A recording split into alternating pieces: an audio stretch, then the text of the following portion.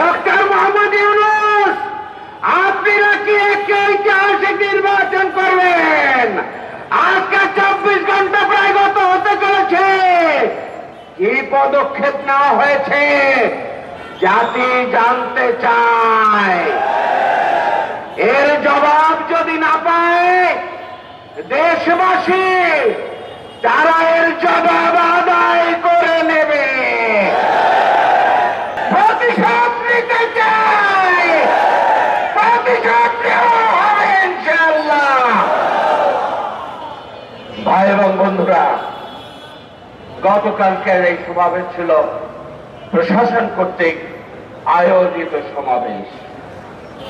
এই সমাবেশ ওখানকার জেলা প্রশাসন, উপজেলা প্রশাসন এবং শেরপুর 3 নম্বর আসন থেকে আয়োজিত সমাবেশ। সেখানে ঝিনাইগাতীতে ইউনো অফিস কর্তৃক আয়োজিত সমাবেশ আমাদের নেতা রেজাউল করিমের নেতৃত্বে তিনি হামলা করল, প্রকাশ্যে মানুষ খুন করলো, প্রকাশ্যে জামাত থেকে খুন করলো, প্রকাশ্যে নির্বাচনকে হত্যা করতে চেয়েছিল। কি বিচার হয়েছে? এখন তো দরকার ছিল প্রশাসনের আয়োজনে এই নির্বাচনী সমাবেশে, ইশতেহার পড়ার সমাবেশে আক্রমণ হবে, খুন হবে। সেই প্রশাসন কি করলো? এখনো পর্যন্ত কাউকে গ্রেফতার করা হয়েছে? ইলেকশন কমিশন নাসির সাহেব, আপনার আইনে তো আছে যে প্রার্থীতা পর্যন্ত বাতিল করা হবে।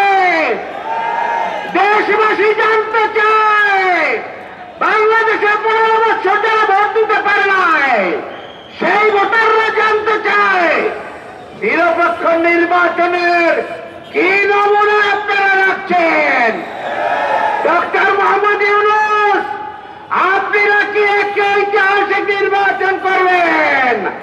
আজকে 24 ঘন্টা প্রায় গত হতে চলেছে।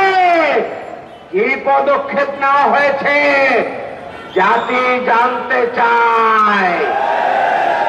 এর জবাব যদি না পায় দেশবাসী, তারা এর জবাব আদায় করে নেবে।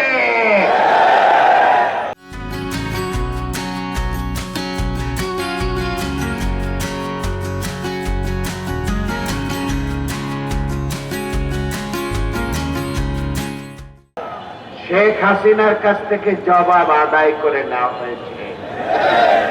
যারা শেখ হাসিনার ভাষায় কথা বলতে চায়, যারা যারা খুনের অস্ত্র নিয়ে আসতে চায়, তাদেরকে শেখ হাসিনার দিকে ফিরে তাকাতে হবে। বাংলাদেশের জনগণ, ঐক্যবদ্ধ বাংলাদেশ আজকে বলতে চাই, তারা শেখ হাসিনাকে ভয় করে নাই। গুলি, বোমা, আয়নাঘর, খুন, জখম, গুম, এগুলোকে ভয় পায় নাই। 12 তারিখের নির্বাচনকে যারা ভয় পেয়েছে, তারাই এখন খুন করে জনগণকে ভয় পাইয়ে দিতে চায়। আমি জনগণকে জিজ্ঞেস করতে চাই, আমার ভাইয়েরা, আমরা কি ভয় পেয়ে গেছি? আমরা কি প্রতিশোধ নেব? সেই প্রতিশোধ হবে 12 তারিখে। প্রতিশোধ নিয়ে চাঁদাবাজ, সন্ত্রাসী, খুনি, লুটেরা যারা